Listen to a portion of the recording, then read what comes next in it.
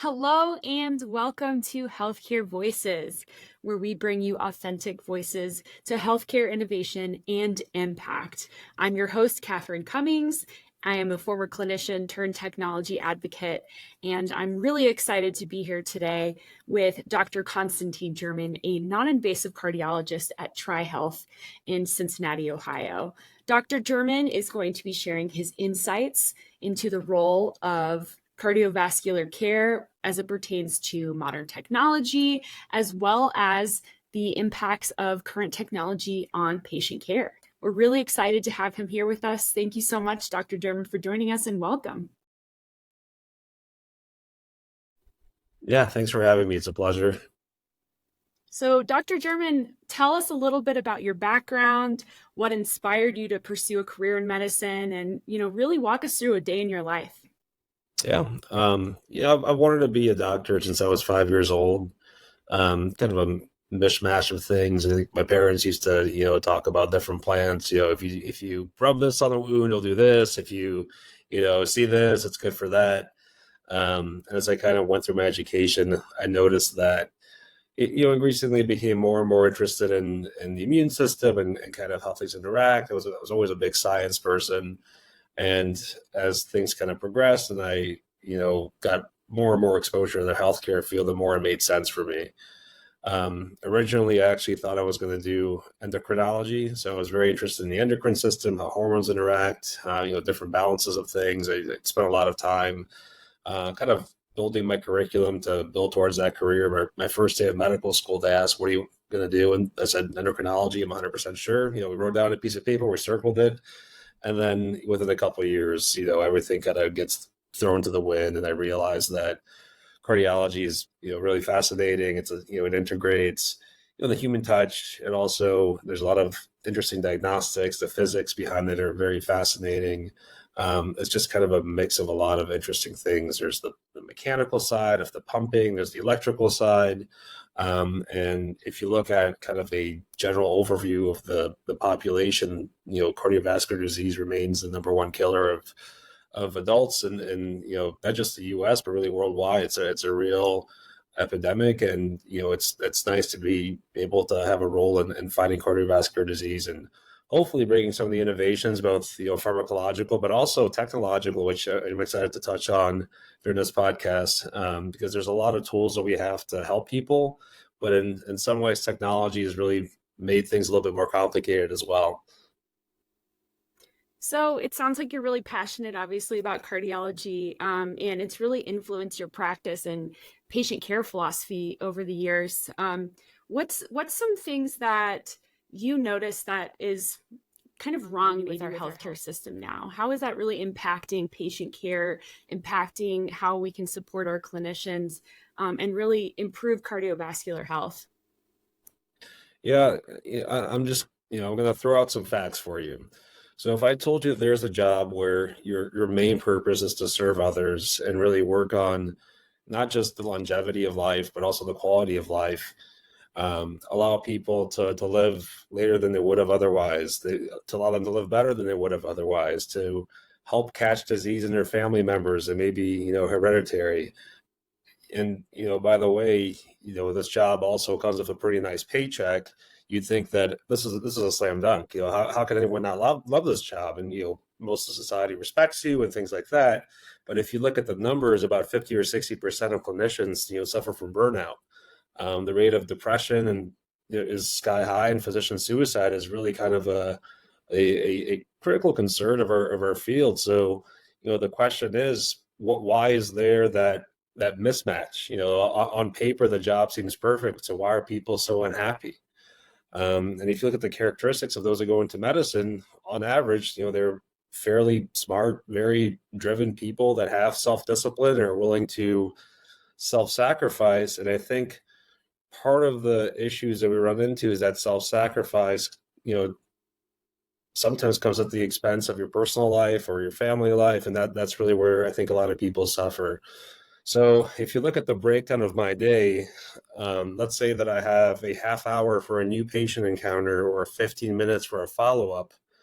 If you think about that quantity of time, let's say it's 30 minutes for a new patient, 5 to 8 minutes of that time is spent checking the patient in, doing vital signs, doing kind of a review of the medications. And then, I come in, I ask them about how things are going, how are things been, try to get to know them a little bit, because I do think medicine is much more than just getting vital signs and treating medications. You got to kind of know the person. You want to ask them about their family, you want to ask them about their job.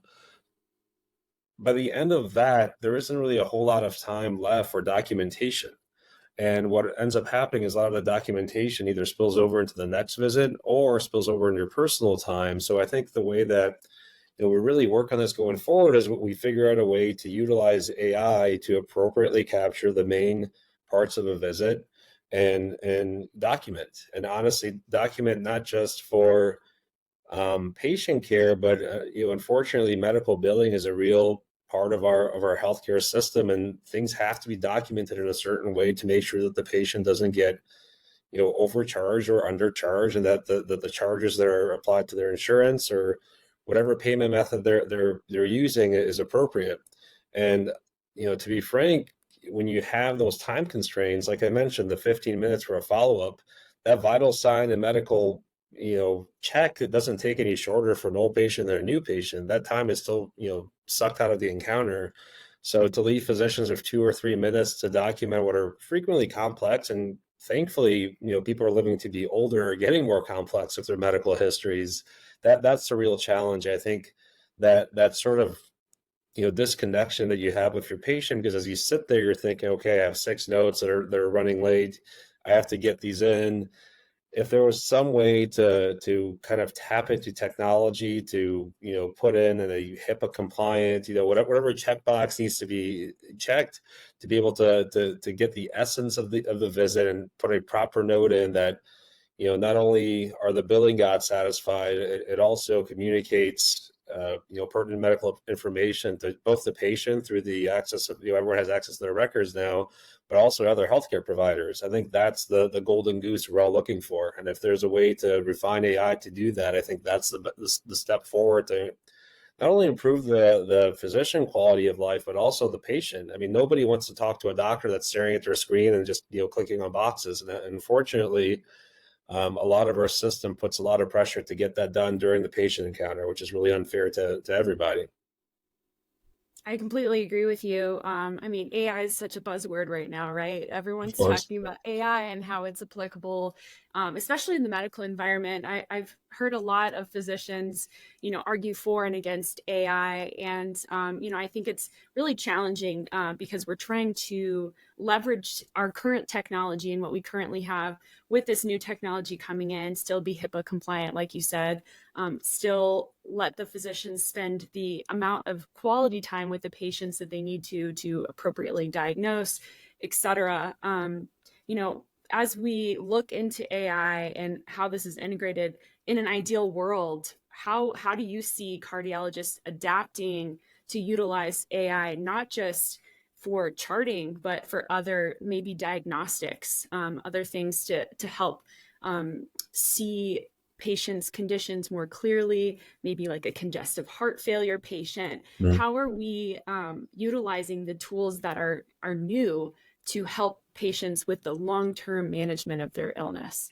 Yeah, we have a lot of tools now that we already utilize. For instance, classically, the way we diagnose heart failure is through clinical symptoms, which often prompt some sort of imaging, to typically an ultrasound. And there were different types of heart failure. The one that's used as the easiest example is heart failure with reduced ejection fraction, when the heart just doesn't squeeze that well. Well, we've really progressed our science to now we can see subclinical changes in cardiac function. For instance, one of the things we do is something called global longitudinal strain. And it's not something that our naked eye can see, but we've developed, computer systems and kind of algorithms to where little tiny, specks are tracked in an echocardiogram. And the major use that we found for this thus far, and it's always expanding, is that in cardio-oncology, whereas patients get exposed to cardiotoxic medications, things like doxorubicin or anthracyclines as the major class, as the classic example, we can actually see cardiac dysfunction coming before it comes. So we're able to use cardioprotective medications, and that's just a small example of where we're kind of heading. I think the idea of remote monitoring is becoming more and more appealing. Going to the doctor to get your blood pressure checked is kind of onerous. So being able to even use the machines we have at Walgreens that can upload that data to your provider. The other thing that's really exciting is in the realm of heart failure, we can actually put devices in the pulmonary artery that could indicate that somebody is going into heart failure and really get ahead of it and manage it as an outpatient. One of the devices called CardioMEMS gets implanted in the pulmonary artery, and we're able to reduce heart failure hospitalizations and also hopefully increase quality of life by those means as well. There's a lot of good technology that's already in place, but there's definitely more things that need to come. And I think we're seeing that just like some of the tools are very helpful, some are very challenging. So, one of these things, the Apple Watch, I've had, typically 3 to 4 referrals per month for somebody that had AFib on their watch, and no one really knows what to do with that. These watches are pretty good at picking up arrhythmias, but they often make mistakes as well. They are not FDA approved, and to put somebody in the blood thinner and that has potentially life-changing consequences is a pretty significant move to make when this is the only information you have. So things like those mobile trackers are really kind of making things a little bit more challenging because you don't really know what to do with those patients. What we often do is use a more FDA approved device, but those arrhythmias can be fleeting. They can happen once every 6 months, and the stroke risk remains the same. So that's really been a challenge of kind of integrating practice to catch up to the technology that we have. Awesome. Well, I know that, there's a lot of misconceptions, especially with older adults around the use of technology with any kind of area of medicine, not just cardiology. How do you address the concerns that some of these older adults might have with using wearables or using these other potentially invasive technologies?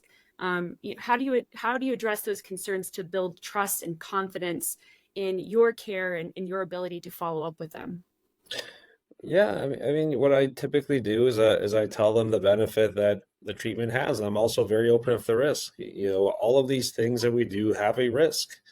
Any device that picks up an arrhythmia, now you're signing up for a external monitor that, not only is it uncomfortable, it can also be pretty expensive depending on insurance coverage. So these things that are picked up definitely do have some risk, but it's the same thing as always. What you do is you share the risks and benefits, and you as a clinician should have some sort of background to help inform their decision. And at the end of the day, what I do is I do give a formal recommendation of if this was me or my family member, this is what I would do. But we all have different beliefs and different fears. And, what are your thoughts and what questions can I ask about what you're doing? It's the same sort of question with any medication or anything like that. Um, I think a lot of older adults have a little bit more in them than we give them credit for, honestly. And there are parts of our healthcare system that are exceedingly tedious that you're able to circumnavigate using one of these technologies. So a good example is almost every hospital's phone tree is kind of this long set of things where if you want to talk to somebody in the know, it takes, 15 minutes to reach them, and then maybe they're busy or they're talking to somebody else. With the addition of my chart, which I think is, there's definitely pros and cons to my chart. We can get into that later. Being able to directly either message the physician or their staff gets you around those phone trees, and something that often used to leave people frustrated. And a lot of people give up. Most people don't have 25 minutes to wait to get their antihypertensive refilled. Being able to shoot a quick message is really appealing, and as long as you kind of put that carrot out there, most people will go for it. And personally in my clinic, our nurses do a great job of educating and even installing some of these apps for older adults, and they kind of talk them through it, and if there's problems they help troubleshoot, and it's really increased access to healthcare that's more efficient and less frustrating.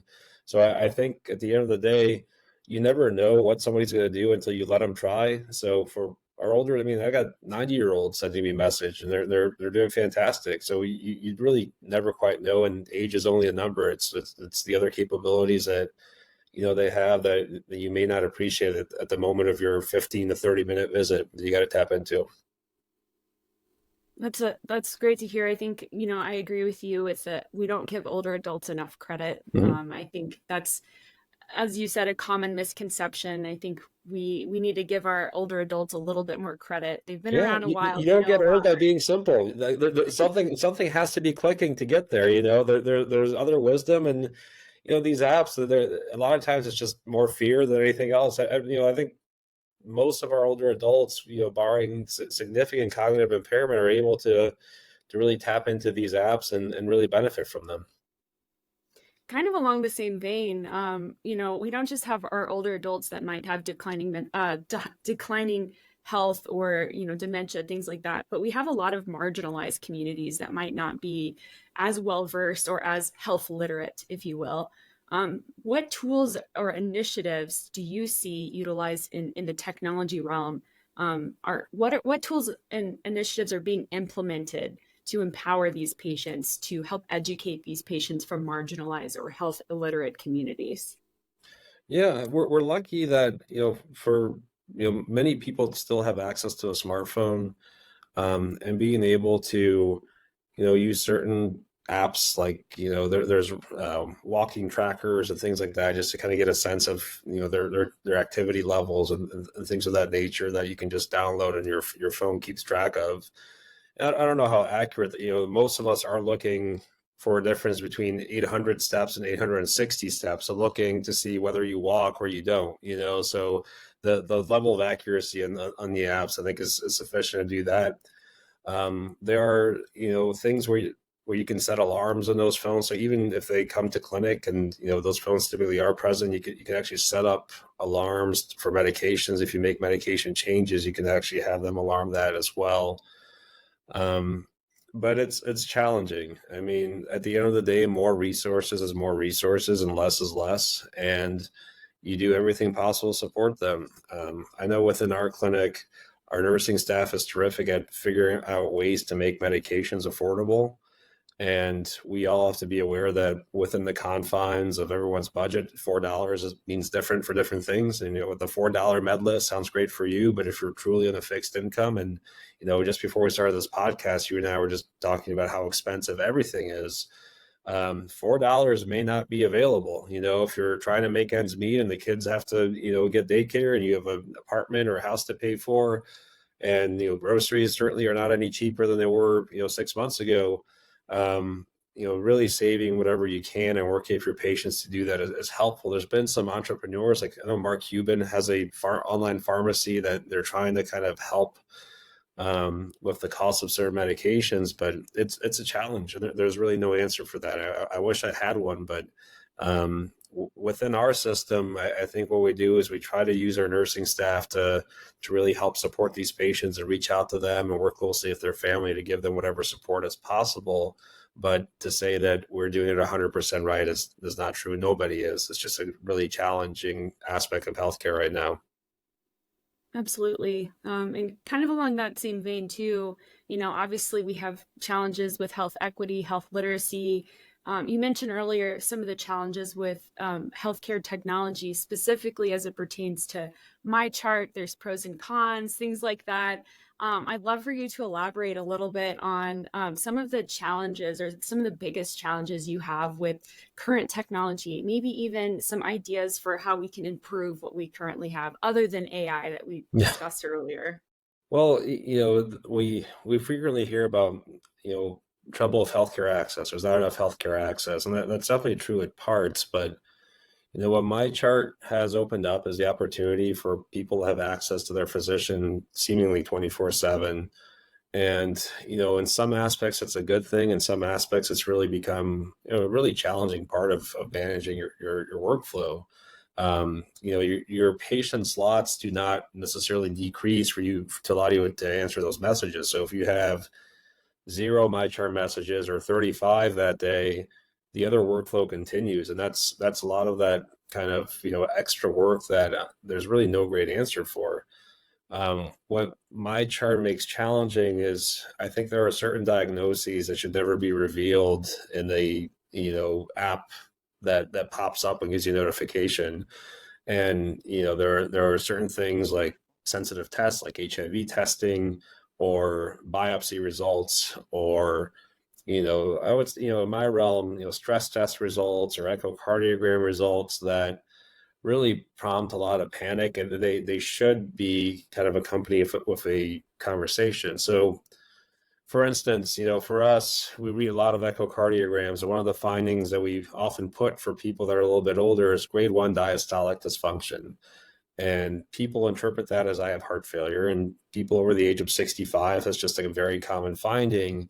But these are the scary things that pop up that, that need a healthcare professional to explain. And, for the more serious findings, like a new cancer diagnosis, I can't imagine that being the way that I find out. And I consider myself somewhat healthcare literate, and but your mind really goes into a little bit of a dark spot, and I wish those sort of things were not revealed.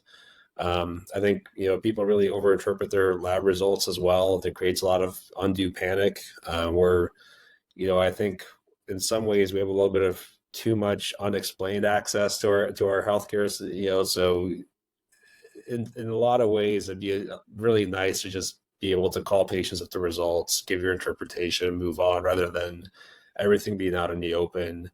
And oftentimes, panic occurring from things that usually don't need panic, or truly life-changing diagnoses that are inappropriately counseled and explained. That's a real detriment, I think, to our patients. If the physicians either, the days of old where you have to wait 6 months to ask your doctor a question probably isn't the right way. But, I know some healthcare systems tried charging patients for my chart messages, and that kind of had variable success. I think if you want to talk about marginalized communities, that's really where you really take a hit. And what I've heard is that there are two things that happens. The people that really don't have the means would completely shut down from their healthcare provider, and other people felt like it empowered them to ask more questions. So I think the network was probably similar for the providers handling that inbox, but it's really kind of challenging to manage the anxiety that comes with unexplained results. I wish that was a little bit different. That being said, people have empowerment over their healthcare, and they sometimes can kind of come up with more specific and many times more challenging questions when they do see you in clinic, because they've had a chance to read about things and research their condition or their results. But the other side of that is sometimes their research takes them into a very odd place that isn't evidence supported. It's hard to reconcile that. And the one that is challenging for me is there's a lot of concern about statin medications, which are, if you look at everything we use, it's probably one of the safer, most studied medications we utilize. But if you type in statin side effects into Google, I mean, it's the forums are never ending.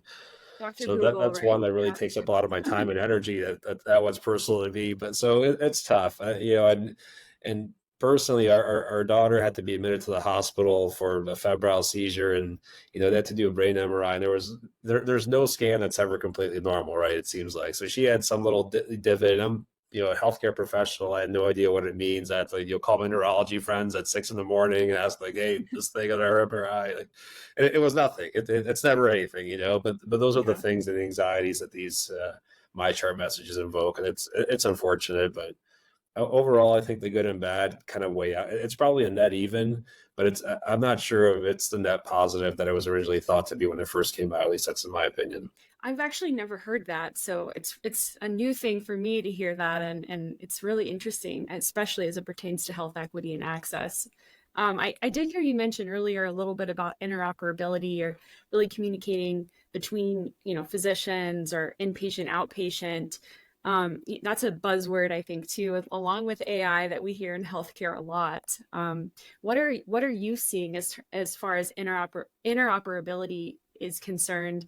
And do you feel like it's improving? Do you feel like we're going in a positive forward direction with it? I'd love to hear a little bit more from you about that.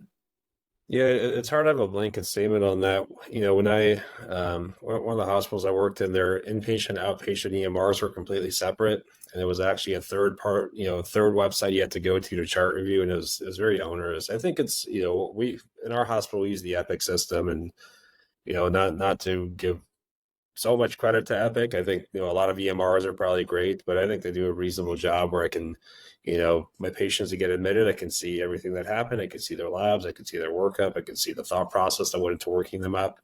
And then when I receive them on the outpatient side, that process goes smoothly as well. We have to remember that healthcare needs to remain human. There is a reason why I should have a job. AI is fantastic in some ways, but our AI or technological algorithms misread EKGs all the time. There's still a cardiologist reads every EKG in our system. I think most healthcare systems are like that, and the kind of not only the physician patient relationship, but the physician physician relationship should not change. I have we're lucky in our practice is kind of feels like a community.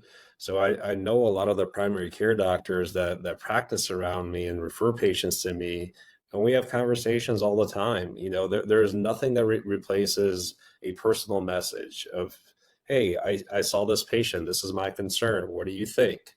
And that is really hard to communicate in a standardized progress note, partially because of the time constraints that I mentioned earlier, but also it's, it just feels more personal that, knowing who my PCPs are that I share patients with is much more satisfying. And while, we can try to use AI to put the information in a prettier packet or have, there's storyboards that happen sometimes. We can see every event that those are great, but healthcare coordination takes, picking up a phone and calling. And I've called our surgeons before about patients I'm concerned about. I've called, PCPs that have issues that I don't really manage that I'm concerned about. And that, picking up the phone and calling, I think, leads to better outcomes. So I do think that AI and technology is really important. And in terms of consolidating their healthcare information, trying to kind of trim out a lot of the junk that's included in the chart, which is for a lot of it's for billing purposes, honestly. But we have to remember, even as technology gets better, we will not be replaced. And there's nothing like that human connection and kind of that community that takes care of our patient bases. We need to kind of be vigilant to avoid becoming, part of the robot machine. If you don't want to become Terminator. You still want to remain human. So that's the concern that I have going forward. That is, there's more clicks and more things and more boxes and things are more frilly, we forget, hey, I need to pick up the phone and talk to a human being, because that's really the best way of healthcare going forward, and it'll forever be that way in my opinion.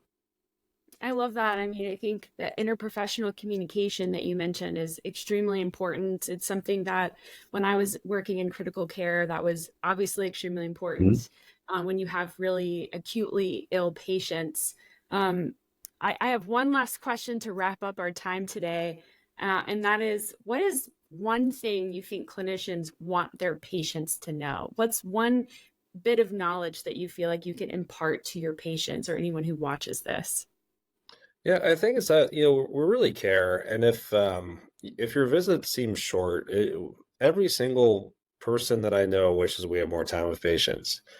The frank reality is we do have a healthcare professional shortage. There are many patients that have many needs that need to be met, but the time that we spend with you is special to us. And that is time that we wish we could extend, but within the constraints that we have, everyone is pulling their hardest. I mean, everyone is working very hard. There are no lazy doctors or nurses or, PTs or OT. I mean, everyone within healthcare. I think even, during the pandemic, I'm really glad our environmental service workers who are so seldom recognized finally got some recognition. They are truly, and like everyone that is involved in your healthcare is fully invested in you. Nobody is trying to gain advantage from you. No one is trying to prescribe medications for a kickback. All those things are incredibly monitored, and no one really is interested in that. What we really want to do is provide you the best evidence-based care, and the evidence changes. So what we say one day may be seen as wrong, but we're all working with the best knowledge that we have, and everyone is pulling for you. We want people to live well, live long, have supportive family structures, and really, derive the most pleasure from their lives. And we're all pushing to make that happen. And I think there's a real place of, people working with technology and companies to figure out what is the best way to really serve both parties, the providers and also the recipients of healthcare. But at the end of it, everything is human. The people that I see, I think about them. My young heart failure patients. I'll be on vacation. I'll look up their charts and see how they're doing and how they're, if they're staying out of the hospital or not. Every procedure we send you, for, as we discuss the risks and benefits in our heads, we also kind of think about the risks that we're, potentially exposing you to, and these things all weigh heavy on us, and we're really pulling forward to deliver the best care we have. So if you're frustrated by our healthcare system, just know that the people in it are trying their hardest to do well, and to do well by you and do well by each other and be kind. And as long as we remember to all be kind to each other, and that's, within providers, within patients to their providers, and, right back there from the providers to the patients, we're all human and we're not perfect, but the goal should be to be kind and treat each other with respect. All the same stuff you learned in first grade, nothing's really changed. And if we work at those fundamentals, and we use some of the tools that are, I'm sure will come in the next 5 to 10 years, I really think we can drive not just quantity, but quality of life for everybody up significantly. So that's what I would pass along.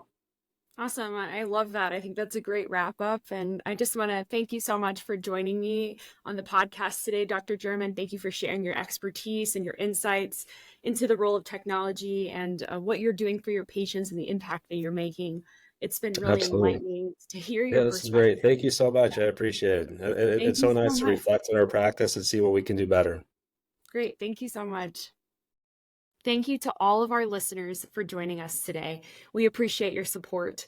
To hear from more healthcare voices like Dr. German, hit the subscribe button and share this podcast with friends and family. I'm Catherine Cummings, and you just listened to Healthcare Voices.